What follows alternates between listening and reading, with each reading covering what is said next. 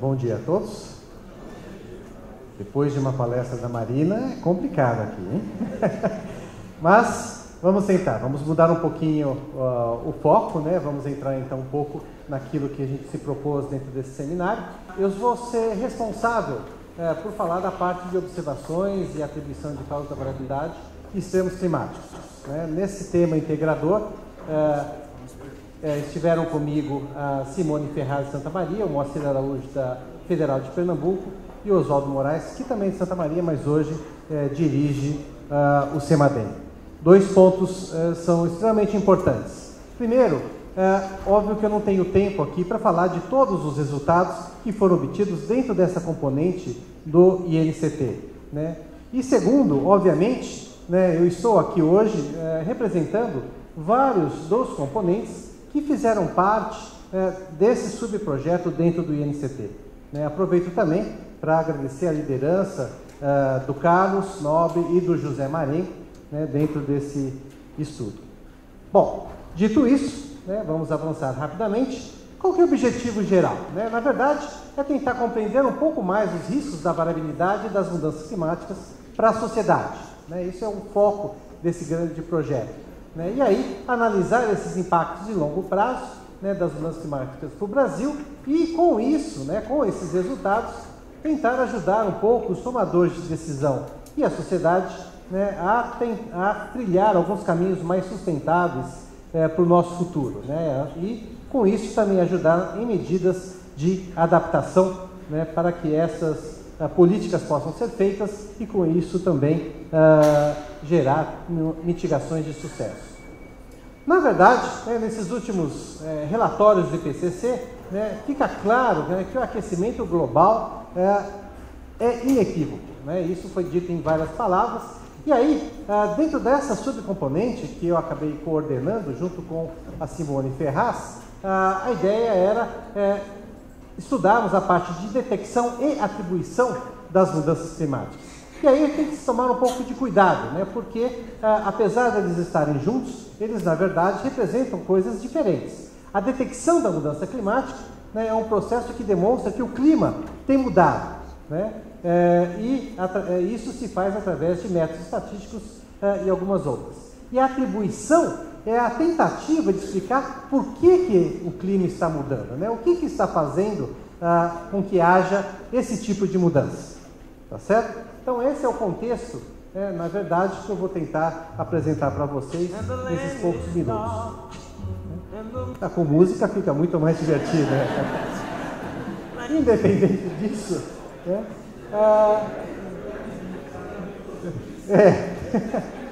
Não há dúvidas, pessoal, de que as mudanças climáticas são complexas. Né? Na verdade, esse aqui, o panorama aqui atrás, nos dá, né, como que é o ciclo do carbono, né, um dos gases de efeito estufa, em sua ampla atividade, né, em sua ampla importância.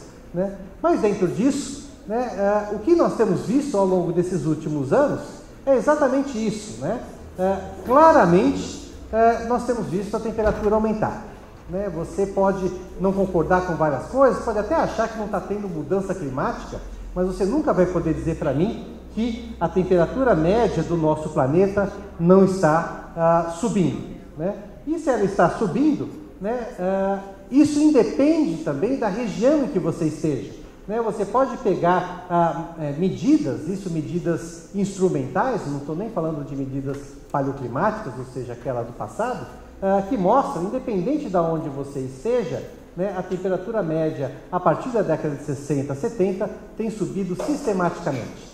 Né? E esse gráfico aqui é interessante porque ele não só mostra essa temperatura média, que é a linha preta, mas diz também que, em princípio, até os modelos numéricos têm tido uma capacidade de representar essa subida. Né? E veja que, se você pega as médias sobre a superfície dos continentes, a média sobre o oceano, né, ambos claramente mostram esse aumento. Né?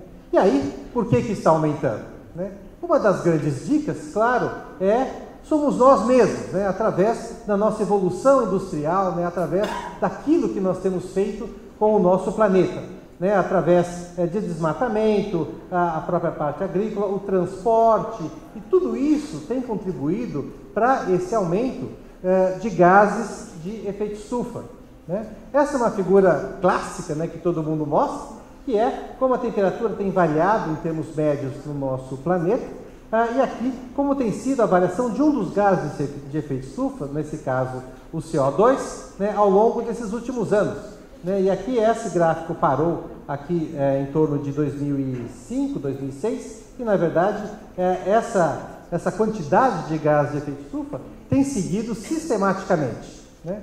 Se nós só avaliarmos a concentração de 58 até os dias atuais, veja que claramente nós estamos subindo, né, ano a ano, né, sistematicamente, e a partir de 2014, 2015, nós passamos a média dos 400 partes por milhão. Note que se você olhar um pouco dados paleoclimáticos, né, nos últimos 800 mil anos, a média global era em torno de 285, 290 partes por milhão, né? E ao longo desses últimos menos de 100 anos, nós já conseguimos subir de uma forma sistemática, né, atingir 400 partes por milhão. E veja que quando se olha projeções, né, essas projeções você pode fazer de diversas formas, né, particularmente se olhar só o CO2 para o final desse século, nós vemos que é uma tendência de aumento, né? Se nada for feito, essa vai ser uma tendência bem íngreme e positiva para o futuro. Mas aí, como tem sido a variação climática em termos de precipitação e temperatura, né, baseado nesses aumentos, né, de concentração de gases de efeito estufa? Na verdade, esses aqui são alguns resultados do IPCC, né? Essa aqui mostra claramente que nos últimos 100 anos, né, não importa para que parte do planeta você vá, as temperaturas médias têm subido, né? Uma coisa importante é que ela sobe não de uma forma homogênea. Há regiões em que ela é muito mais alta, né, e outras regiões mais baixas, mas de qualquer forma tem subido. Isso tem tido impacto também a nível de precipitação, né? É claro que precipitação é uma variável meteorológica um pouco mais complexa, inclusive para se ter grandes dados, né, por períodos longos. Mas mesmo assim, se nós pegamos os últimos 60 anos, claramente várias das regiões a temperatura tem aumentado e algumas, inclusive, têm diminuído, né? Ou seja, não é um impacto homogêneo. Se eu chegar um pouco mais próximo de casa, né, isso aqui foi um estudo feito dentro de um relatório encomendado pelo Ministério do Meio Ambiente, né, uma parceria entre o INPE e a Universidade de São Paulo, onde nós pegamos as médias, por exemplo, de precipitação, dividimos por regiões, região norte, nordeste, centro-oeste, sudeste e sul, né, e pegamos o período entre 91 e 2004 e subtraímos da climatologia de 61 a 90. Em termos de precipitação, veja que interessante que sul, né, e particularmente o sudeste, as precipitações têm aumentado, né, e no nordeste diminuído. Quando a gente faz o mesmo tipo de cálculo, né, para a temperatura, independente se você pega a temperatura média dessas regiões, a temperatura máxima ou a temperatura mínima, todas elas têm valores positivos acima de 0,3, 0,4 graus, né? Um período muito recente. Veja que nós estamos falando, nesse último século, de um aquecimento de 0,8, ou seja, o Brasil, de uma forma geral, tem mostrado um aquecimento constante nesse sentido. E quais têm sido os impactos, né, na América do Sul, no Brasil e mesmo no nosso estado? Isso aqui é só para clarificar que, na verdade, se você tem, né, um aumento de temperatura, você vai ter, obviamente, uma resposta em cima disso, né? Uma das grandes respostas que nós temos visto é, efetivamente, o degelo das montanhas e a perda também de gelo nos polos, né, particularmente no Ártico. Uma outra consequência também é o aumento do nível dos oceanos. Isso, novamente, é muito claro, porque os oceanos, né, não só recebem a água do degelo, mas também, através da expansão térmica, né, absorvendo essa temperatura, ele acaba subindo, tá? E aí, né, isso aqui é só para exemplificar, né, o degelo do Ártico, por exemplo, é algo verdadeiro, né? Na verdade, ao longo desses últimos anos, o Ártico tem perdido sistematicamente volume de gelo, né? E a gente sabe que com isso você vai estar afetando toda uma carreira, né, biológica, né, atmosférica e em outros fatores também.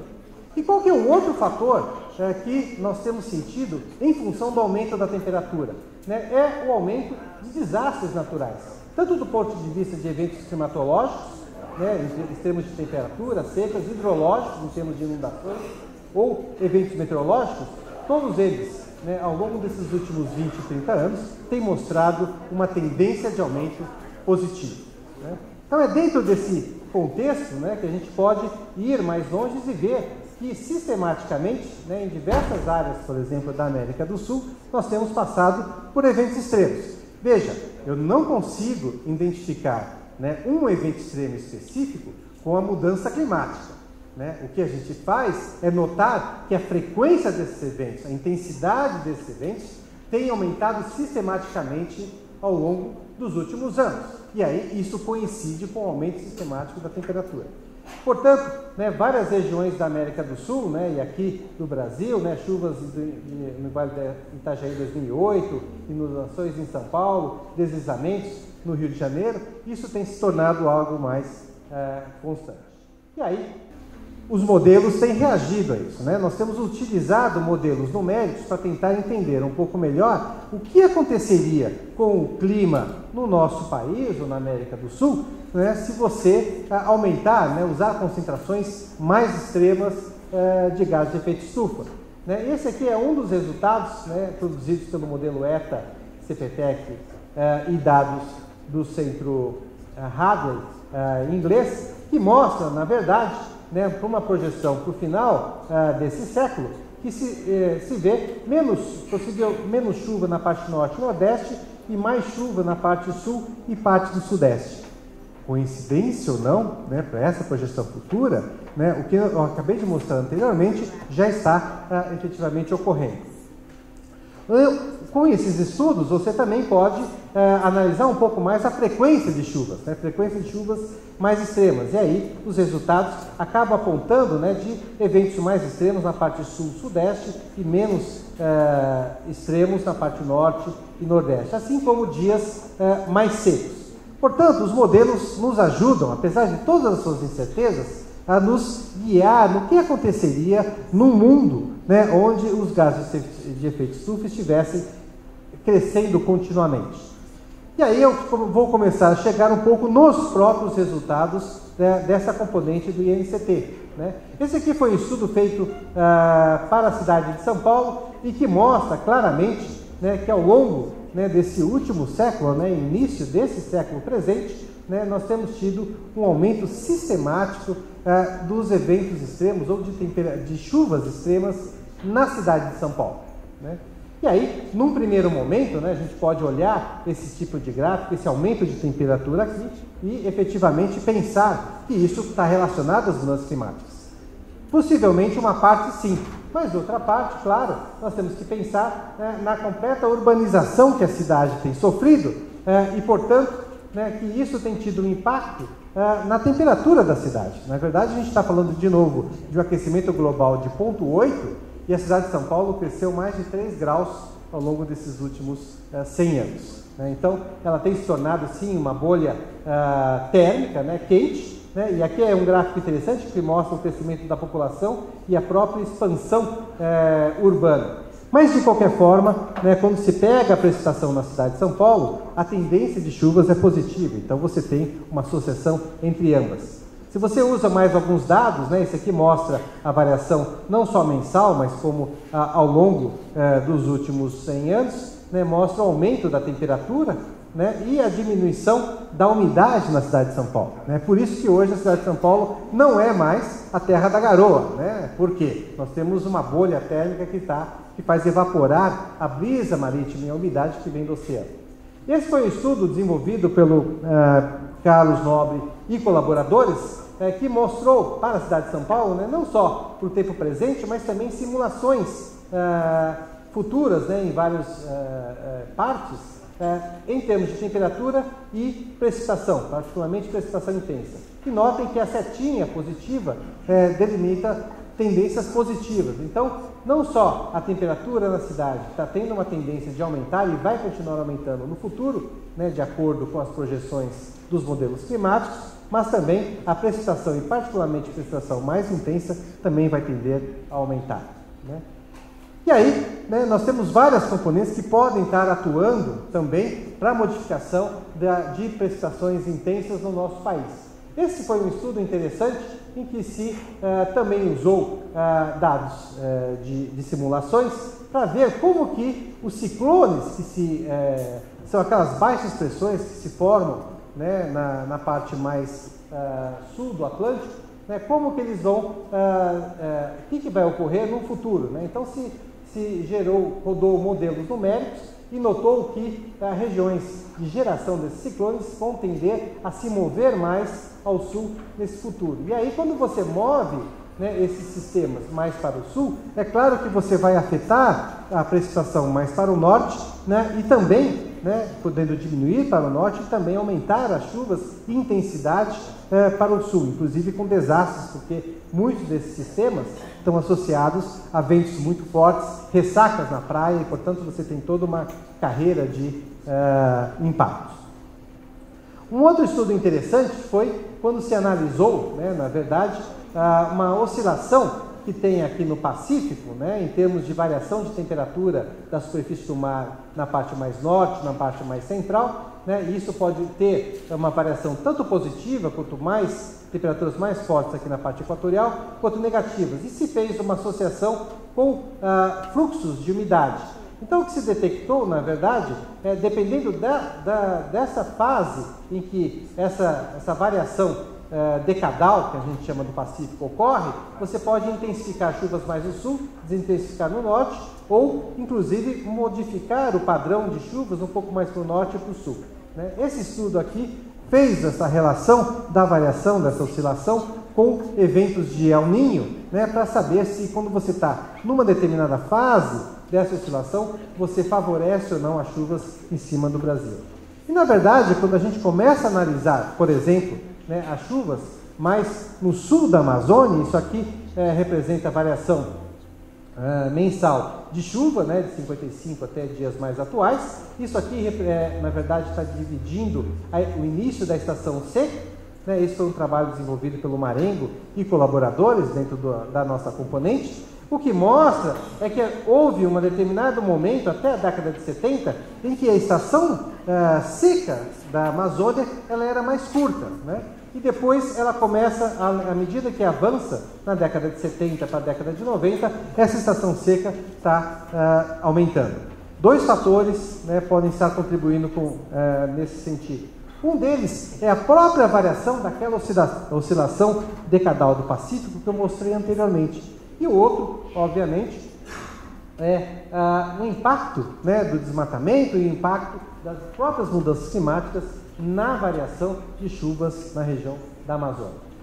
Um outro estudo extremamente interessante, né, feito dentro da nossa componente, foi com relação, esse gráfico não devia estar aqui, mas não faz mal, foi com relação à quantidade de tempestades e a relação dessas tempestades com raios, né, em algumas cidades do Brasil, particularmente São Paulo, Campinas e Rio de Janeiro, né? Então, o que a gente tem aqui são dias de tempestades, variação mensal, né, e por slices, né? Esse último período aqui, de 97 a 2009, né, é esse último aqui. Então, claramente, né, durante o verão, né, e primavera, tanto em São Paulo como nas outras cidades, né, Rio de Janeiro e Campinas, tem havido um aumento do número de tempestades nessas cidades. E aí, quando você olha esse gráfico aqui, que é temperatura por população, né, você aumenta a população também, nessas cidades você acaba aumentando a temperatura, né? E o impacto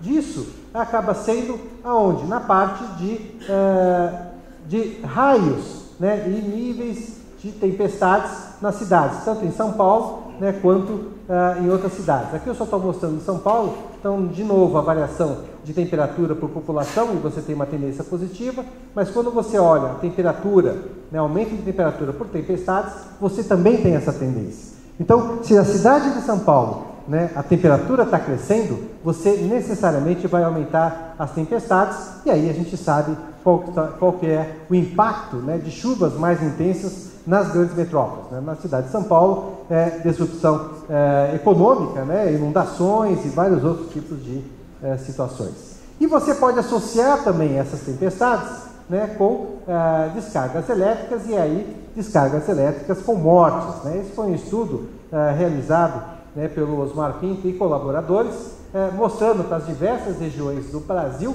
né, a quantidade de mortes, né, por relâmpago, né, entre 2000 e 2009.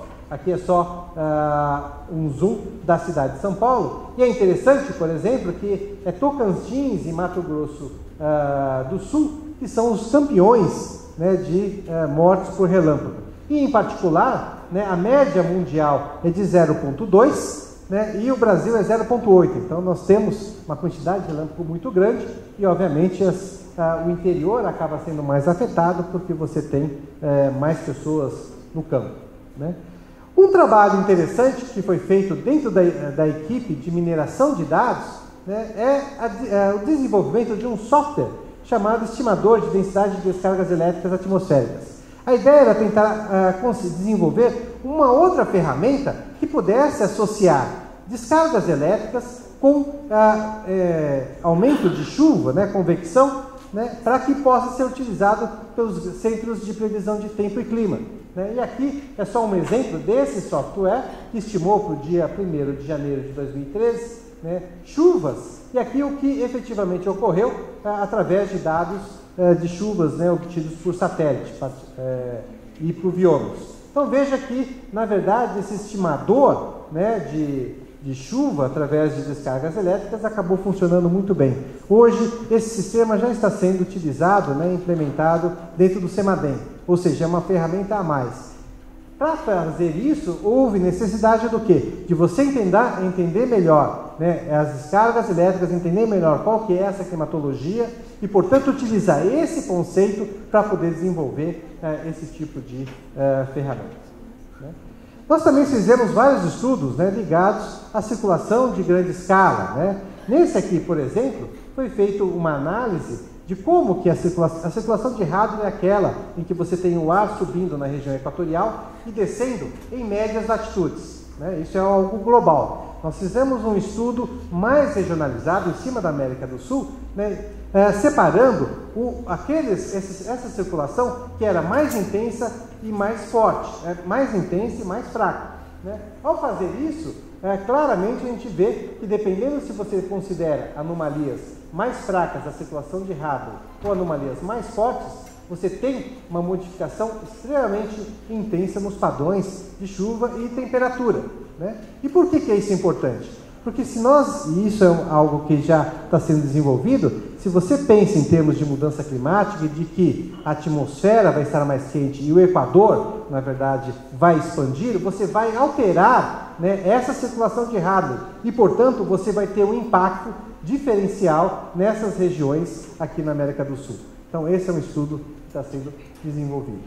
Um outro estudo recente, que veio de uma tese de doutorado, inclusive, foi relacionar a variação da temperatura da superfície do mar, aqui na parte mais sul do Atlântico, com eventos de seca aqui na região sudeste do Brasil, né? E aí, quando você faz primeiro um estudo estatístico desses eventos de seca por regiões, né, nota-se que em algumas dessas regiões aqui, ó, você teve um número extremamente grande de eventos de seca, inclusive algumas desses eventos podendo durar até 117 dias, né? E aí a pergunta que se fez é, bom, o que pode gerar esse tipo de variabilidade? E aí o que nós fizemos foi correlacionar variações da temperatura da superfície do mar com esses períodos mais secos, né? E avaliar também, né, como que isso também tem um impacto na variabilidade das frentes frias que avançam pelo sul do Brasil,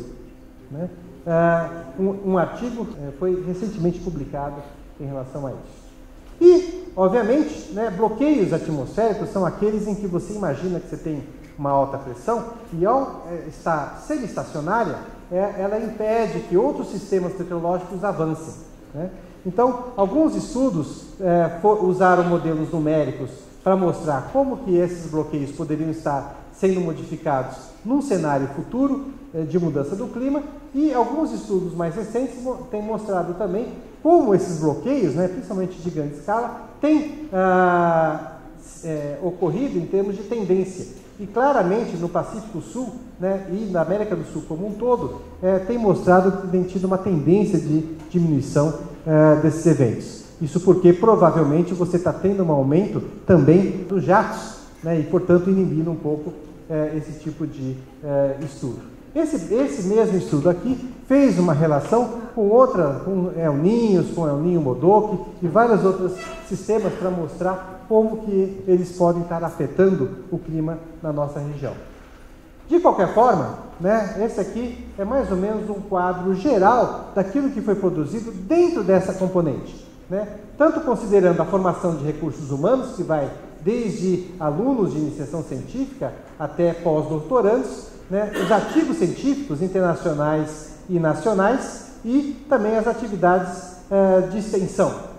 Então veja que os números são extremamente altos, no sentido de que houve uma contribuição muito grande na formação de recursos humanos, houve uma contribuição muito grande na geração de bibliografia científica em revistas importantes. E também alguns estudos que acabaram inclusive indo para a TV. Toda essa parte de raios e mortes por raios e variabilidade foi feito um programa dentro do programa dominical da Fantástico, só falando sobre isso, e isso foi fruto desse projeto. Portanto, como comentários finais, esse projeto, em termos de produção científica, gerou mais de 216 artigos, porque alguns artigos ainda estão sendo publicados, em revistas nacionais e internacionais, vários capítulos de livros e próprios livros dentro da temática de mudanças climáticas e sua variabilidade. Houve a formação de mais de 70 alunos, estudantes entre graduação e pós-graduação e pós-doutorado. Em termos de comunicação dos resultados, isso foi feito através de várias mídias, vários dos componentes desse grupo foram procurados por jornais e outros, inclusive com a série na TV Globo, no Fantástico, falando das descargas elétricas. Foi muito importante a interação interinstituições, então houve uma grande interação com diferentes pesquisadores. Veja, esse próprio tema integrador tem pesquisadores de São Paulo, pesquisadores de Santa Maria, pesquisadores de Pernambuco, portanto, só nisso já mostra a grande importância desse tipo de projeto. Houve sim a possibilidade de discussões em termos de estratégias de adaptação que podem ser implementadas pelos governos em nível local e regional, principalmente quando a gente fala em termos de eventos. E por último, o monitoramento de previsão, monitoramento e a previsão climática, houve uma melhora, claro, na divulgação desses produtos, mas a gente precisa melhorar ainda mais, para que esse tipo de informação não fique restrito à comunidade científica, mas ele possa ser passado para desde os pequenos agricultores e as pessoas que estão em regiões mais vulneráveis, aos formuladores de políticas públicas, ou seja, que eles possam entender aquilo que está sendo desenvolvido aqui, possam usar o resultado dessa pesquisa para poder efetivamente beneficiar a sociedade brasileira como um todo. Dito isso, agradeço muito a sua atenção.